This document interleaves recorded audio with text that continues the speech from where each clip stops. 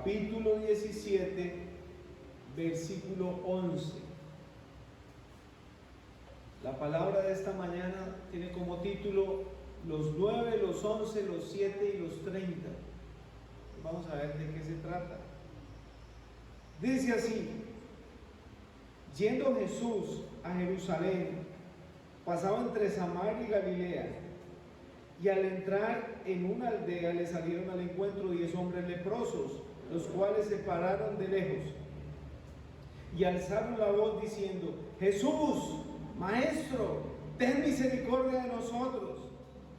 Cuando él los vio, les dijo: id, mostraos a los sacerdotes.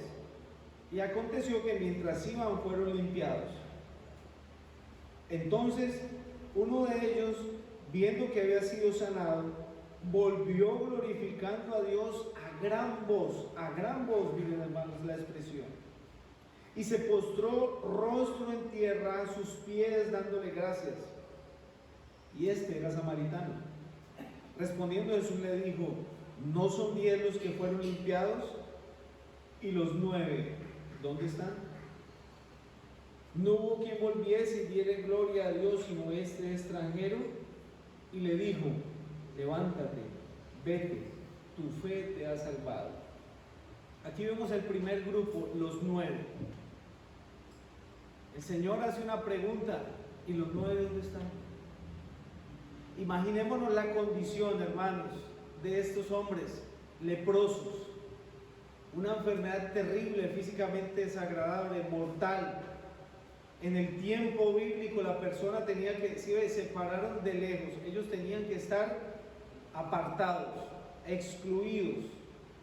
Ellos no podían juntarse con la sociedad. El que tenía familia, perdió la familia, perdió el trabajo, perdió sus bienes, perdió todo, porque él tenía que apartarse, vestir unas ropas ásperas, gritar inmundo, inmundo si alguien se acercaba mucho a él, para que las personas se retiraran. De hecho, ellos tenían unas campanillas que hacían sonar para que las personas corrieran y no se mezclaran con ellos, porque es una enfermedad muy contagiosa.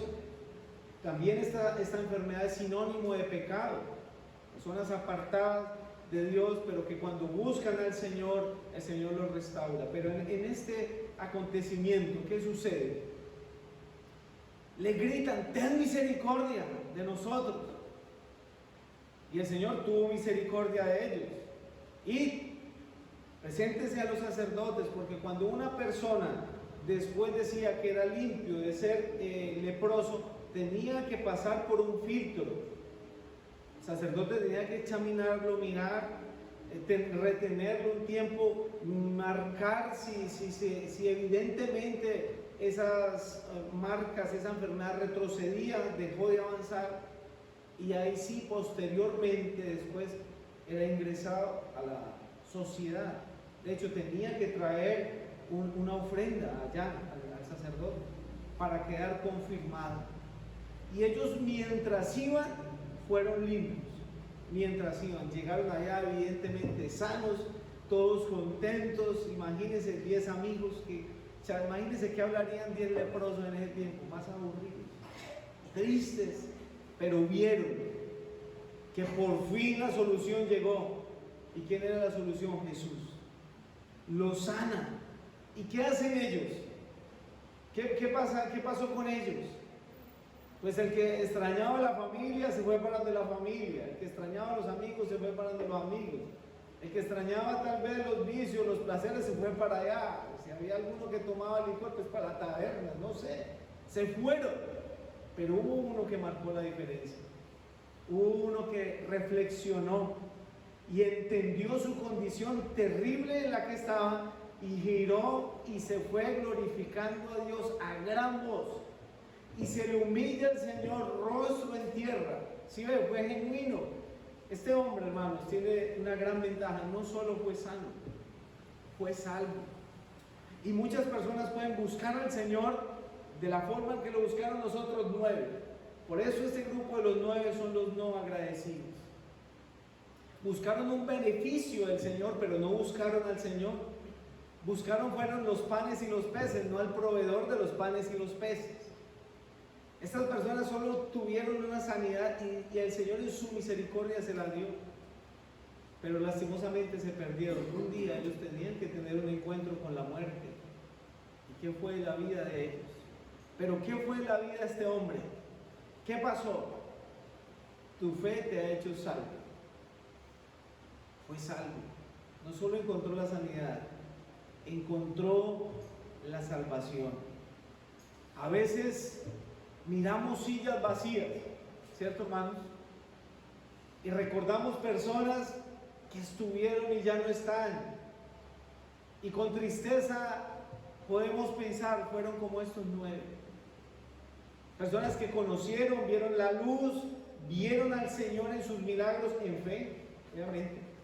Recibieron el don de Dios, sus vidas también fueron transformadas, cambiadas, fueron bendecidos por el Señor. Pero ¿qué pasa tiempo después? Como que ya tengo lo que quiero, ya puedo seguir mi vida normal. Y de esos se han perdido muchos. Hace poco tuvimos una enseñanza de un hermano, el hermano de Carlos Mario, ¿lo recuerdan? Santa Rosa.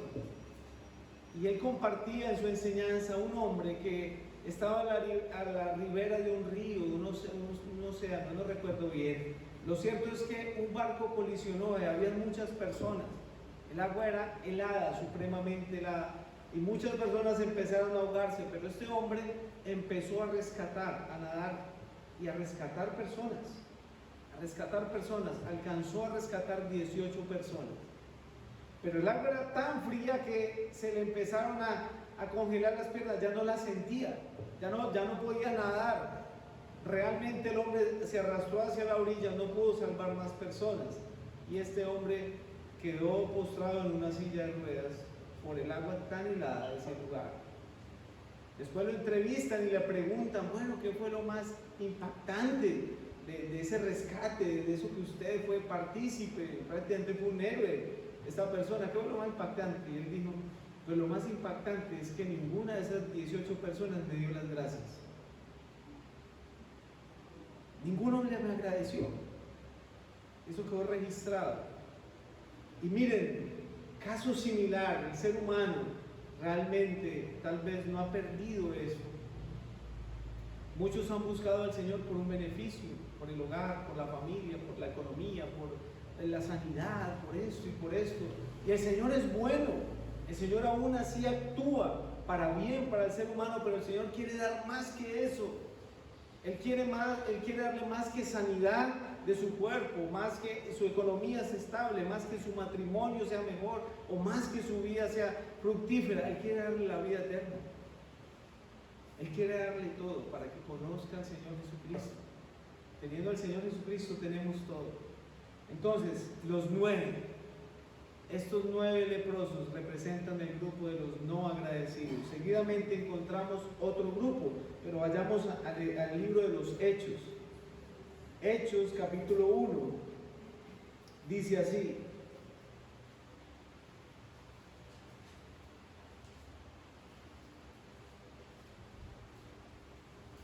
Hechos capítulo 1, desde el versículo 12.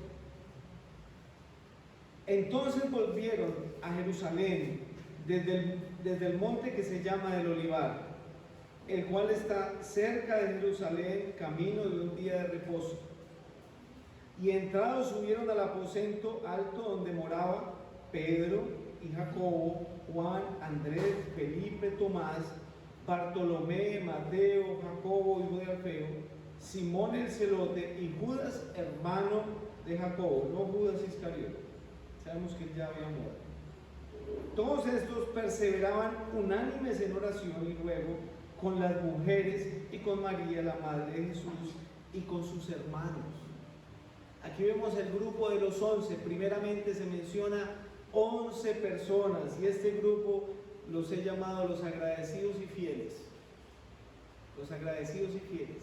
Estaban en el aposento alto orando. El Señor Jesús les dio un mandamiento: que no se fueran de Jerusalén hasta que no fueran investidos por el poder de lo alto. Y ellos estaban allí, 120 personas, en este lugar, pero estaban, y aquí se menciona 11 exclusivamente, con nombre propio, allí orando, personas perseverando, personas que sabían que tenían una misión aquí en la tierra que el Señor Jesucristo les había encomendado. Y más adelante, en el capítulo 2, versículo 14, dice así, ahí mismo, Hechos capítulo 2, versículo 14, entonces Pedro, poniéndose en pie con los 11, alzó la voz y les habló diciendo, varones judíos y todos los que habitáis en Jerusalén, esto os sea notorio, oíd mis palabras. ¿Qué estaba aconteciendo aquí? Bueno, me llama la atención algo, hermano, muchas cosas, hay mucho contenido aquí, no vamos a explicarlo todo, para no salirnos del contexto. La venida del Espíritu Santo, fiesta de Pentecostés, estaban ellos allí en el aposento alto, el Espíritu Santo llega allí a este lugar, pero dice aquí que Pedro poniéndose en pie, ¿con quiénes? Con los 11, con los 11, son aquellas personas que están apoyando la obra de Dios. Y espero, mi amado hermano, hermana, que usted sea uno de ellos, que apoyemos la obra de Dios. Miren, él tenía el respaldo de sus hermanos, él se puso en pie como vocero, pero no estaba solo. La iglesia no es de una persona o dos, los hermanos, no, es de todos, porque todos nosotros, hermanos, tanto el que comparte, el que predica, necesita el apoyo de las oraciones de los hermanos. El que preside, el que reparte con liberalidad, dice la Escritura. Todos tenemos un ministerio en la iglesia, pero necesitamos el apoyo de los demás. Que hayan esos 11 personas que estén apoyando la obra de Dios. Ahora Pedro se levanta. La primer predicación de Pedro, la primer predicación, allí nace la iglesia, hermanos. Se convirtieron 3,000, si ustedes leen ahí a continuación en sus casas, se convierten 3,000 personas. Inmediatamente se bautizan. ¿Qué haremos? Arrepiéntase de sus pecados, crean en el Señor Jesús, y lo hicieron, y seguidamente queremos obedecer, se bautizaron y empezaron a reunirse, y dice la palabra de Dios que esos nuevos creyentes perseveraban en la doctrina de los apóstoles, en la comunión unos con otros, en el partimiento del pan y las oraciones. ¿Por qué? No solo porque Pedro predicó, sino porque había un grupo de hermanos ahí con él apoyándolo. Y hermanos, es menester, es de bastante cuidado, es bastante importante que nosotros tomemos ese rol. Cuando un hermano comparte la palabra, cuando una hermana va a tener escuela de niños, ejemplo, que tiene sus actividades, la iglesia va a estar apoyando. Cuando hay actividades evangelísticas, hermano, debemos de estar orando. O sea, la iglesia va a estar unida, todos unánimes juntos. Esa es la función. Ahora Pedro, imagínense, Pedro no dijo, no, eso fue por mí, ¿cierto? Yo fui el que prediqué y se convirtieron por mí. No, él no lo iba a hacer. Él estaba guiado por el Espíritu Santo, pero contaba con 11 personas allí que lo mencionan la palabra de Dios. También quiero leer, ahí mismo en Hechos, capítulo 12, un pasaje que la mayoría conoce. Hechos 12:5. Dice la palabra de Dios. Nuevamente habla de Pedro y dice, así que Pedro estaba custodiado en la cárcel, pero la iglesia hacía sin cesar oración a Dios por él. ¿Sí ven? Aunque una persona estaba, bueno, en este caso estaba en una dificultad grave, estaba preso por la palabra de Dios, llevar el evangelio, el mensaje, la iglesia estaba unida. La iglesia estaba unida. Y más adelante, en el versículo 12 dice, habiendo considerado esto, llegó a casa de María, la madre de Juan, que tenía por sobrenombre Marcos, donde muchos estaban reunidos orando. Si ven nuevamente la iglesia, el apoyo, el grupo de hermanos como un solo cuerpo, ahí parados en la brecha para que la obra funcionara. El apóstol Pablo, en cartas, siempre pido oración por él, sobre todo recuerdo la carta a los Efesios, capítulo 6, Él, después de que habla de la armadura de Dios, ¿qué les pide a la iglesia? Que oren por Él, para que Él pueda, cuando abra la boca, pueda predicar el Evangelio con denuedo, con valentía. Así que, hermanos, este grupo de los 11 es vital. De hecho, todos debemos hacer parte de este grupo. Apoyar la iglesia, apoyar las reuniones, hermanos, apoyar el tiempo de oración, apoyar los servicios, apoyar las actividades. Ya, bueno, lo hacemos localmente, bueno, también hagámoslo a nivel nacional. Estemos orando por las diversas actividades que se realizan, hermanos, a nuestro alrededor, que son para la gloria del Señor. De eso se trata el apoyo de los 11, de que seamos apoyo, porque sabemos que muchas almas van a llegar a los pies del Señor, porque sabemos que personas van a escuchar el Evangelio y pueden ser convertidos, pero es necesario que nosotros, mis hermanos, tomemos esta actitud, que seamos parte de este grupo, personas que apoyan la obra del Señor. No seamos indiferentes, hermanos. Yo simplemente voy como cuando voy al cine. Voy, veo la película, estuvo buena, estuvo mala, y me voy para la casa, y cuando pueda vuelvo al cine, y ahí vuelvo. No, el creyente no es así. El creyente hace parte de una familia, y cuando hacemos parte de una familia adquirimos responsabilidades, privilegios, pero también responsabilidades. Entonces, el grupo de los 11, los creyentes fieles y agradecidos. También está el grupo de los 7. Vamos nuevamente a Hechos, ya en el capítulo 6. Hechos capítulo 6, desde el versículo 1 hasta el versículo 8. Y dice la palabra de Dios: en aquellos días, como crecía el número de los discípulos, hubo murmuración de los griegos contra los hebreos, de que las viudas de aquellos eran desatendidas en la distribución diaria. Entonces los 12 convocaron a la multitud de los discípulos y dijeron: no es justo que nosotros dejemos la palabra de Dios para servir a las mesas. Buscad pues, hermanos, de entre vosotros a 7 varones de buen testimonio, llenos del Espíritu Santo y de sabiduría, a quienes encarguemos este trabajo, y nosotros persistiremos en la oración y en el ministerio de la palabra. Agradó la propuesta a toda la multitud, y eligieron a Esteban, varón lleno de fe y de Espíritu Santo, a Felipe, a Prócoro, a Nicanor, a Timón, a Parmenás y a Nicolás, prosélito de Antioquía, a los cuales presentaron ante los apóstoles, quienes orando les impusieron las manos. Y crecía la palabra del Señor, y el número de los discípulos se multiplicaba grandemente en Jerusalén. También muchos de los sacerdotes obedecían a la fe. La iglesia empezó a crecer de una forma vertiginosa, de una forma obviamente sobrenatural, porque era el poder del Espíritu Santo, y muchas personas se empezaron a convertir, tanto que cuando llegaron ahí a Jerusalén a la fiesta de Pentecostés, no volvieron a sus casas, se quedaron ahí viviendo, algunos, y muchos de allí empezaron a convertirse, y había muchas viudas.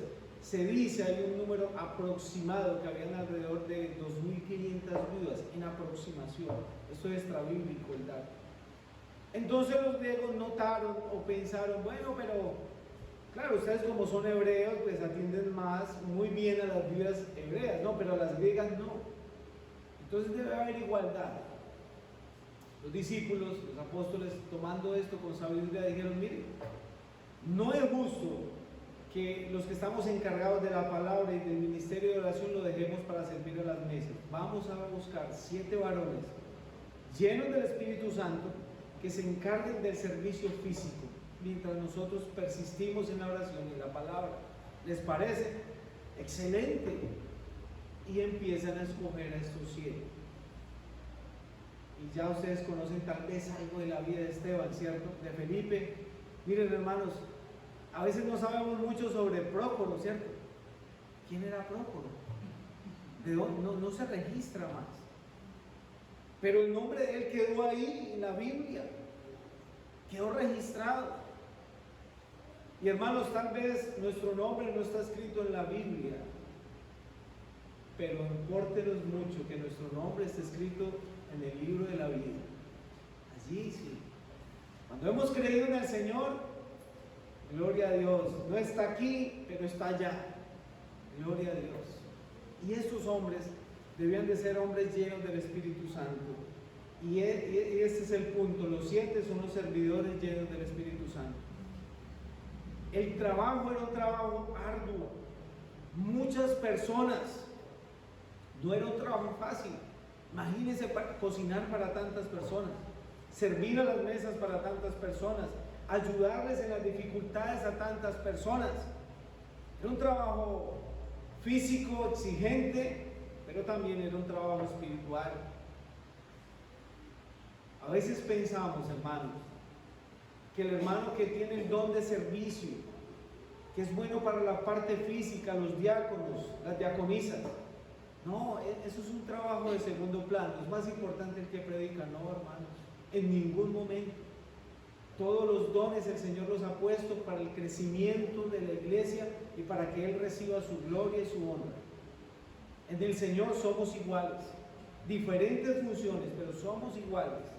Se necesitan hombres y mujeres que lleven una vida llena del Espíritu. No, como tengo que hacer el aseo, pues no hay que leer la Biblia, porque para hacer el aseo no necesito ser bíblico. En ningún momento. Esteban era un hombre servidor de las mesas y era lleno del Espíritu. Lo que comúnmente llamamos a nosotros un mesero, por decirlo así. Y perdonen que suene un poco como bajo, pero la verdad, era una función muy importante. Demasiado. Ahora imaginémonos la forma en que Esteban servía las mesas. Ahí está la comida, hermana. ¿Sí? Sople, está caliente, sople, hermano. Yo no creo. Era una persona que servía con gracia, con alegría, con humildad, con sencillez.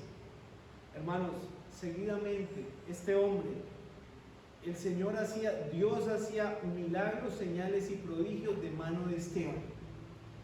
De este hombre sencillo que servía las mesas, pero es que era lleno del Espíritu Santo.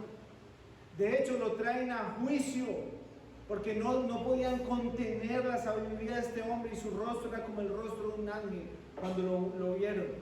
De hecho, él da un discurso. Él en su defensa habla. Y en su discurso menciona el libro de Génesis, de Éxodo, de Levíticos, de Números, de Jueces, de Reyes, de Amós. Habla de la palabra en su defensa. Y no soportaron la sabiduría de él, crujían los dientes y lo mataron. Fue apedreado. Porque la sangre de los mártires es el semillero de la iglesia, mis hermanos. ¿Cómo es que un hombre servidor a las mesas sabía tanto? Porque era un hombre lleno del Espíritu. Hermanos, no nos escudemos en el trabajo físico, en los quehaceres, en los pasatiempos, en nuestra vida cotidiana para decir, hermano, es que no me queda tiempo de leer, es que no me queda tiempo de orar. Es mentira. Este hombre tenía muchas cosas que hacer, demasiadas cosas, esforzarse físicamente, pero era un hombre nutrido en la palabra de Dios.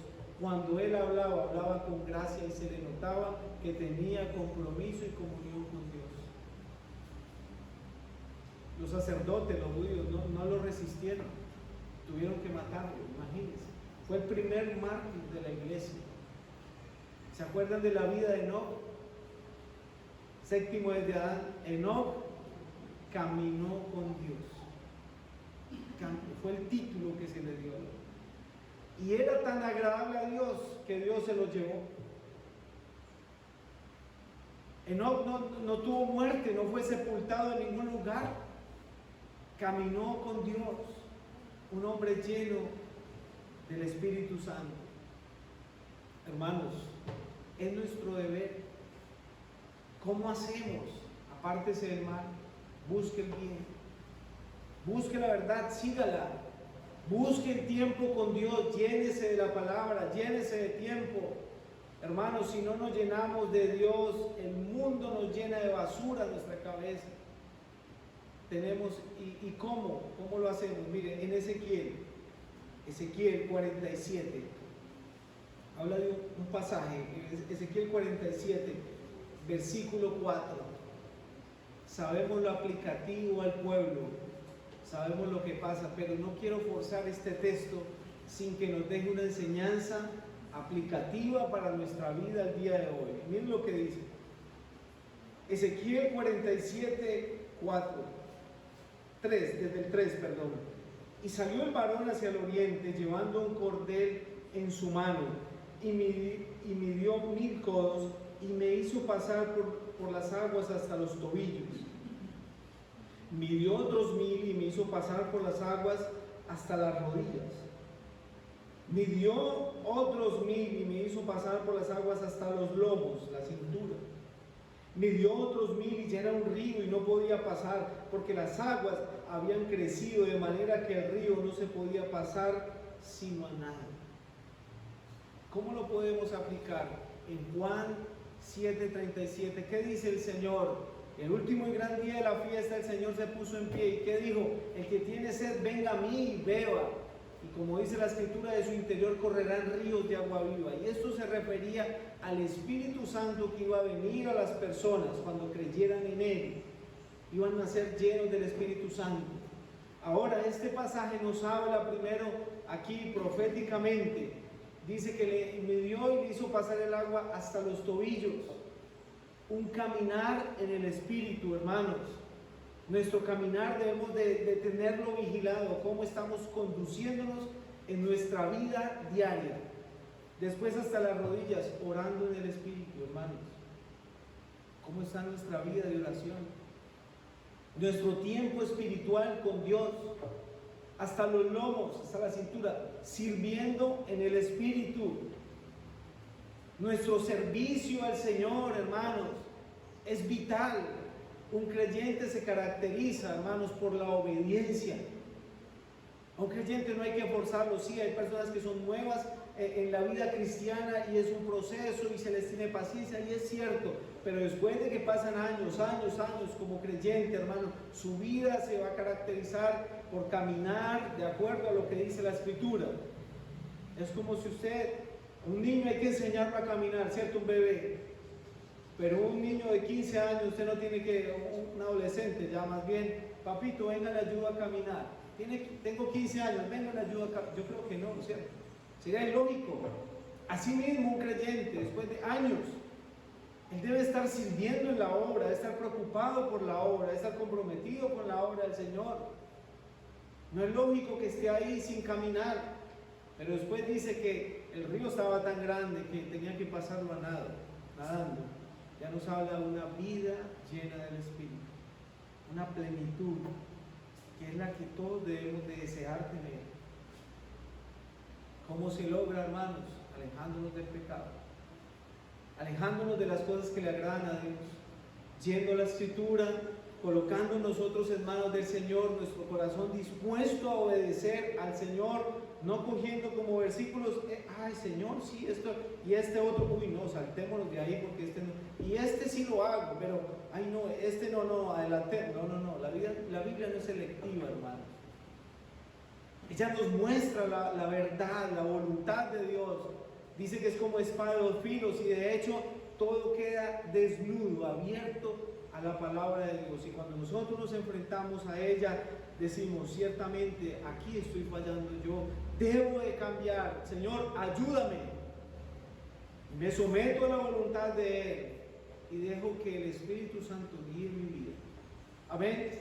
El grupo de los 7 para servir en el Espíritu. Y por último, el grupo de los 30. Los 30 son los valientes. Vamos allí al Antiguo Testamento, al segundo libro de Samuel, capítulo 23. Segundo libro de Samuel, capítulo 23, desde el versículo 8.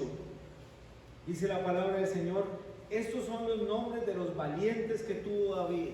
Imagínense David, el rey más guerrero, tremendo, significativo, sin desmeritar a los otros. Pero yo creo que cuando hablamos de David nos emocionamos un poquito por la persona y obra que hizo. De verdad, la vida de él fue fascinante. Ahora, que digan, bueno, estos son los valientes que tuvo David. Imagínense, uno pertenecer a ese grupo. Imagínense el resto de los soldados que estuvieron ahí. Si tuvieran una hoja y, oiga, venga, yo en qué equipo quedé, en qué grupo quedé, en qué puesto quedé. Qué bueno uno ocupar los mejores lugares de una persona tan significativa. Así mismo, hermanos, qué bueno nosotros ocupar un buen lugar espiritual a nuestro general de generales, nuestro Señor Jesucristo. Y sigue diciendo así. Estos son los nombres de los valientes, que tú, David: José Basebet, el Tagmonita, principal de los capitanes, este Heradino de Esnita, que mató a 800 hombres en una ocasión. Imagínense lo valiente que este hombre era. Tremendo, ¿no? En las guerras. Después de este, Eleazar, hijo de Dodo Ahorita, uno de los 3 valientes que estaban con David cuando desafiaron a los filisteos que se habían reunido allí para la batalla y se habían alejado los hombres de Israel. Este se levantó e hirió a los filisteos hasta que su mano se cansó y quedó pegada su mano a la espada. Aquel día Jehová dio una gran victoria y se volvió el pueblo en pos de él tan solo para recoger el botín. Después de este fue Sama, hijo de Age, Ararita. Los filisteos habían reunido en Leí, donde había un pequeño terreno lleno de lentejas, y el pueblo había huido delante de los filisteos. Él entonces se paró en medio de aquel terreno y lo defendió y mató a los filisteos, y Jehová dio una gran victoria. Y más adelante el versículo 23 dice: fue renombrado entre los 30, pero no igualó a los 3 primeros, y lo puso David como el jefe de su guardia personal. Me adelanté un poco porque para hablar de todos ellos no nos alcanza el tiempo, pero sí para mostrarles de que habían 30, en especial unos de los que sí les mencioné al principio, 3 sobre todo, pero que el grupo se refería a los 30, unos 30 valientes, personas que hicieron unas proezas increíbles. Y recordemos que en este tiempo él estaba avanzando el reino de Israel y tenían que sacar a toda esta gente que realmente tenían un trasfondo pagano terrible en la tierra. Esa era la misión, tomar esa tierra y sacar a esas personas. Que el único Dios verdadero fuera el que Israel entero adorara. Esa era la misión, que no hubiera lugares altos, que no hubiera lugares donde se quemara incienso, se adorara a otro Dios con D pequeña, que ninguno de ellos pase, que solo Israel, todo Israel, adorara al único Dios verdadero. ¿Y por qué? Porque las demás naciones, al ver esto, iban a servir como ejemplo ellos, para que ellos también adoraran a Dios. Así, de eso se trataba. Pero estos hombres alcanzaron, hicieron proezas tremendas, las proezas.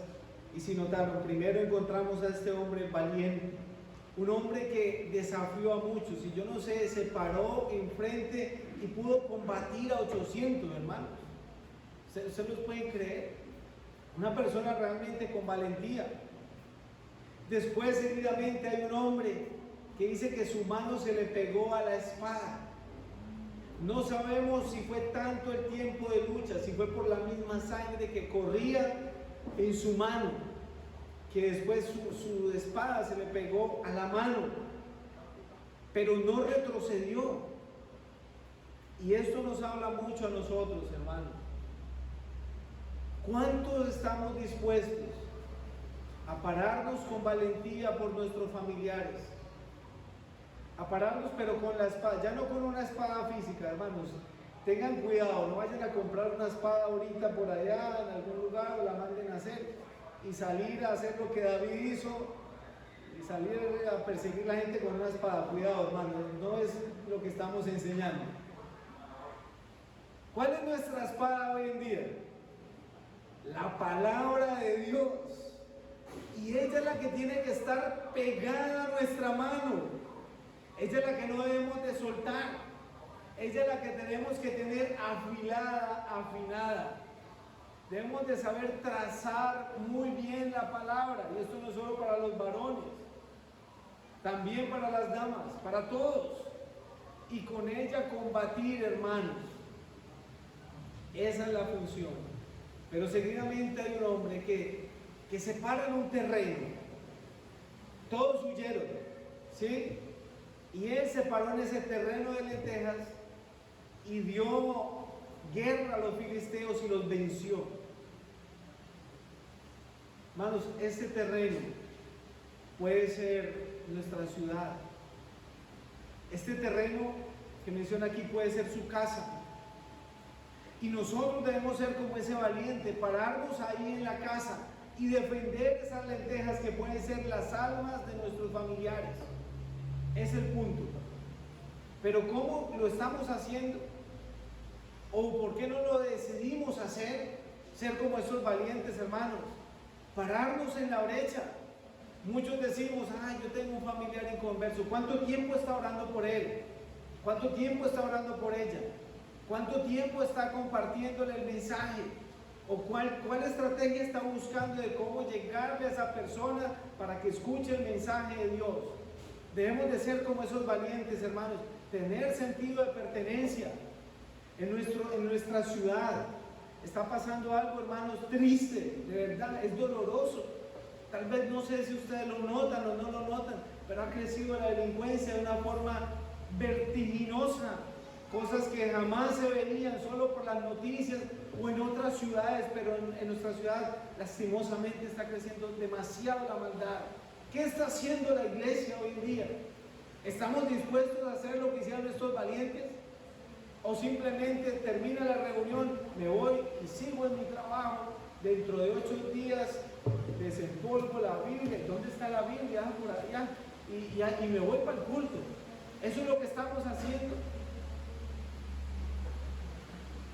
Hermanos, estos valientes se pararon firmes físicamente para defender una nación, para defender un reino, para defender personas, para defender su familia.